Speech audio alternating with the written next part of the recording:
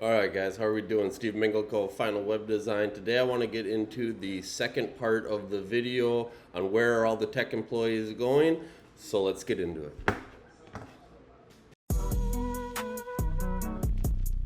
Final Web Design, this is Steve.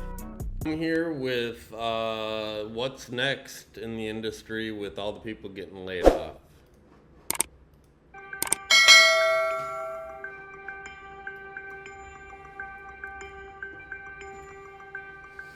Data suggests an influx of layoffs in the tech industry starting from the second half of 2022 and peaking in 2023. Some non-tech sectors are also seeing widespread layoffs. A prime example is UPS. The courier giant raised eyebrows by announcing 12,000 job cuts in January. The media industry isn't immune to layoffs either. In 2023, the industry shed over 20,000 jobs.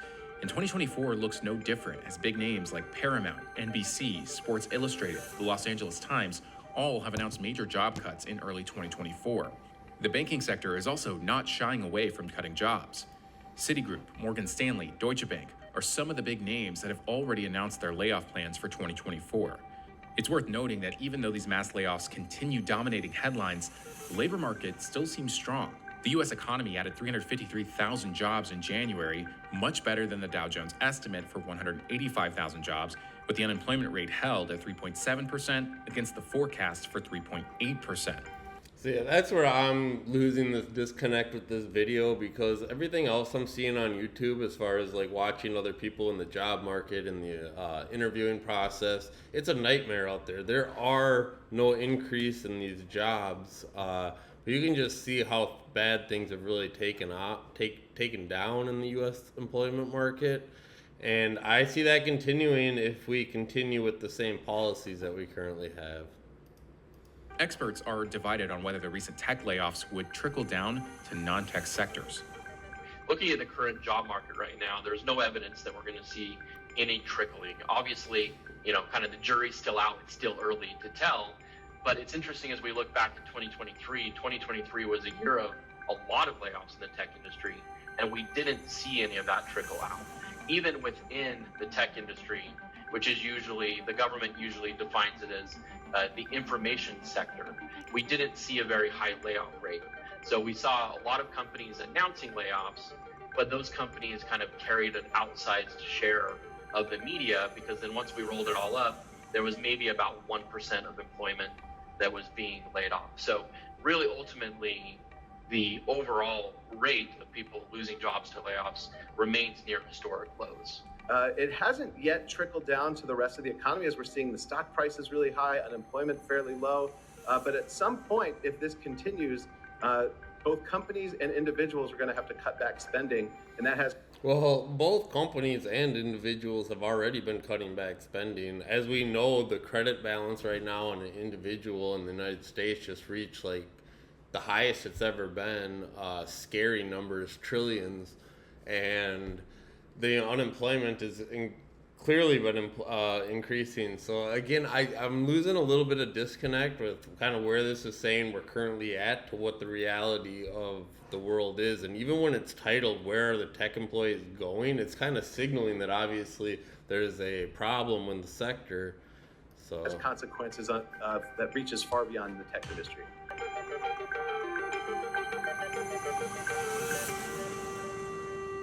A lot just went back to the tech sector shed more than 386,000 jobs in 2022 and the first half of 2023. And that number is climbing. Uber Eats. Google today joined a growing list of tech giants scaling back, adding to the tens of thousands of workers in the industry who find themselves unemployed. It is Amazon doing another round of layoffs. Mark Zuckerberg's year of efficiency back in focus this morning after another round of sweeping layoffs and job cuts. The email that was sent out in the morning to everyone at the company, basically saying, unfortunately, your role is impacted. And that's how I found out. And then they pretty much shut everything off at the end of the day. I was on the committee that was hiring new college grads. It was like thousands and thousands of applications for maybe like 10 or 15. See, that's exactly what I'm hearing right now, more and more on the other YouTube videos that I watch. Is we're talking thousands of applicants for a mere few positions. And I remember when recruiters would just hit you up all the time. Hey, we got this open, would you be interested? And you're like, yo, I got options here. Now it's just completely changed, and it happened in the last several years. It's crazy how quick. Spots. But I thought, if we're still hiring new college grads, clearly the company is fine. Why would we hire, new grads if the company were going to do layoffs? Known for its boom and bust cycles, tech has seen its fair share of layoffs in recent decades. More recently, the industry has faced headwinds related to the crypto crash and the failure of the Silicon Valley Bank. Job postings for software development positions, they're down closer to 60% year over year. And they are actually below. That's insane. They're down 60% year over year. 60. Their pre-pandemic levels.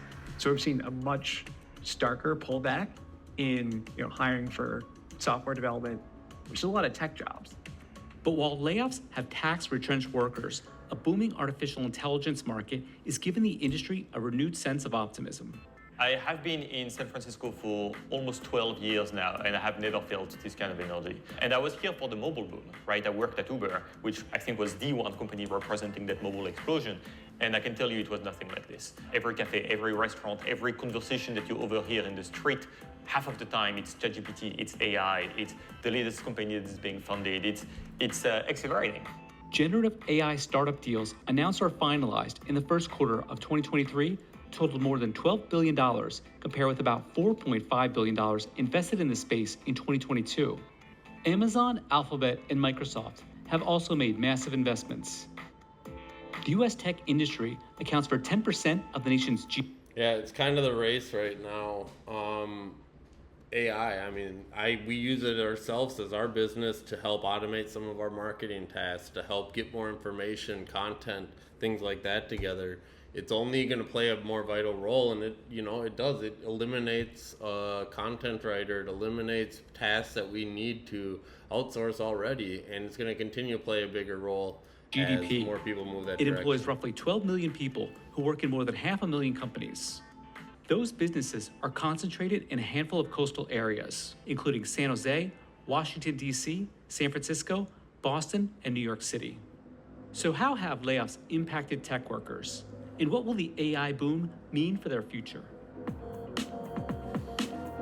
It means there is no future, at least for the majority, and that's the sad truth. You got to learn to use other skills within the pandemic and ensuing lockdowns industry brought the U.S. economy into a tailspin in March 2020, forcing businesses to shut their doors. By May, 23 million Americans lost their jobs. The unemployment rate surged to 14.7%, the highest since the Great Depression. But tech companies faced a different climate. Remote work and cloud computing meant more people were pivoting towards online services, boosting revenue. Spurred on by rosy predictions and lower interest rates, Microsoft, Amazon, Salesforce, Facebook parent Meta, and Google parent Alphabet went on a hiring spree. Meta had about 72,000 employees at the end of 2021, more than 60% higher than 2019. Alphabet had more than 190,000 on staff at the end of 2022, 59% higher than 2019. But after years of unstoppable... Think about that, doubling your employee count number in like 2-3 years. That's growth. Big tech's pandemic bubble burst, forcing tech companies to trim their rosters. I want to say, up front, that I take full responsibility for this decision. I'm the founder and CEO. I'm responsible for the health of our company. Meta was a company I've always wanted to work at. Dream job, a dream company for sure. Carl Wheatley, a recruiter for Meta, grew up in the Bay Area and spent 4 years working for the social media giant.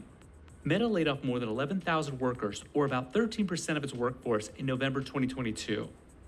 They all have Microsoft, Uber, Twitter, YouTube, Google. They've all cut back on their employees. Just a few months later, it was reducing its headcount by another 10,000 employees. I was talking to my family about it. They grew up in the Bay Area. They've been through multiple layoffs over the past, and I think for our age group, I would say this is probably one of the, biggest downtrends or for layoffs.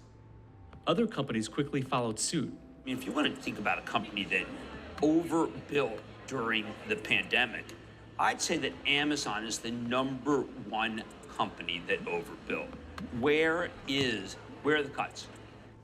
Amazon announced in January 2023 that... Yeah, they're going more automation too. You see their warehouses now, a lot of it's being done by robots, and you can figure that over the next couple of years, it's happening more. You see these dock strike workers on the East Coast that are all getting replaced with robots, and that's why they're out there striking. And it's coming, and it's coming incredibly quick right now. That 18,000 workers were being laid off. You gotta off. learn how to use 2 this months technology later, it said an to additional 9,000 positions would be trimmed. manage the future. That same month, Alphabet cut 12,000 jobs, or about 6% of its workforce.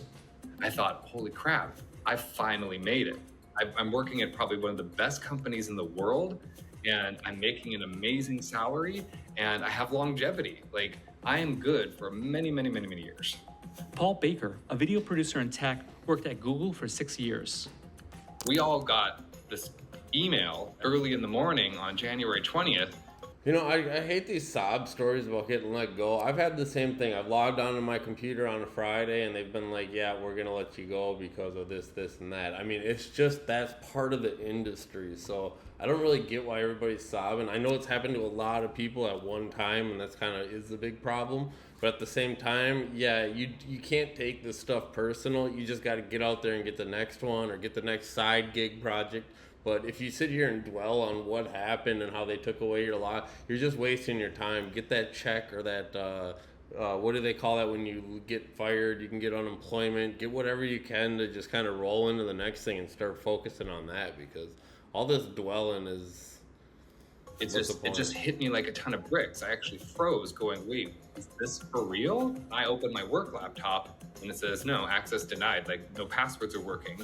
So I had to look at my personal laptop, which had an email from them stating, hey, you've been officially terminated. We're giving you 2 months notice, but like you're cut off. You're banned from going to any Google office. You cannot contact anyone, like nothing.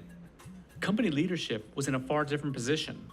Alphabet CEO Sundar Pichai's 2022 compensation, for example, was worth $225 million, about 800 times the pay of the median you're making them stockholders money, that's... an employee. The company's stock has continued to climb since goes the up announcement. because you're firing people. Other companies in the space that made cuts to their workforce include Microsoft, Salesforce, and SAP. Here's the AI. While tech layoffs have been painful, the blow has been cushioned in many cases by generous severance packages. Recently laid off Google employees in the U.S. received 16 weeks of pay, plus 2 weeks for every year of employment. Salesforce employees received a minimum of nearly 5 months of pay. Stephen Campbell, a software engineer, was laid off from Airtable, a cloud-based project management service, in December 2022. One night, I stayed up especially late and woke up to a bunch of Slack messages saying, are you safe? Are you okay? And I thought, like, was there an earthquake in SF? Like, what's going on? Obviously, I'm safe. I feel fine. And as I woke up a little more, I thought, oh no, like, I know what this is. And so I like opened up my work laptop and I got a notification saying, like, your access to this laptop will end in 30 minutes. With help from his severance package, Campbell co-founded 2 new businesses. Revamp AI uses machine learning and generative AI to get insights into customer data sets. His other business hosts in-person events to discuss the future of generative AI. The thing about generative AI in San Francisco right now is that there's similar buzz to crypto, right? There's all these meetups, which I'm fortunate to throw some of them. There's all this venture investment going into it. I mean, absurd amounts of money is getting funneled into generative AI startups. The difference for me between generative AI and something like crypto is generative AI is solving problems for people today. It's delivering value for people today.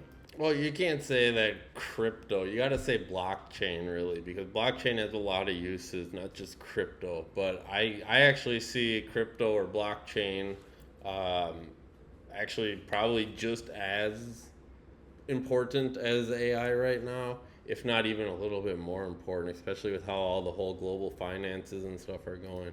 San Francisco has 11 out of 20 of the top AI companies in the U.S. by dollars raised. Collectively, those businesses took in $15.7 billion between 2008 and 2023. Investments in automation and AI at big tech companies could be a contributing factor in recent layoffs. Meta CEO Mark Zuckerberg told employees prior to its third round of layoffs that investments in tools like AI would help engineers write better code faster and automate workloads. Flo Crivolo founded Lindy in 2022. The company's AI personal assistant helps automate tasks for workers, like drafting emails, sending calendar invites, and taking notes during meetings. Something absolutely huge is coming. And I don't think people have quite realized that yet, that everything is about to change, especially the information economy and knowledge work. Well, if you haven't realized that everything's going to change with AI, it's time to wake up, because I see it more and more every single day, whether, again, it's these strikes going on the East Coast, whether it's how we manage our business, whether it's the job market. I think people are realizing. Steve Jobs said that computers were like a bicycle for the mind. I think that AI is like a jumbo jet for the mind. I think it is going to radically change how people work and go about their lives. Generative AI could add as much as $2.6 to $4.4 trillion to the global economy annually.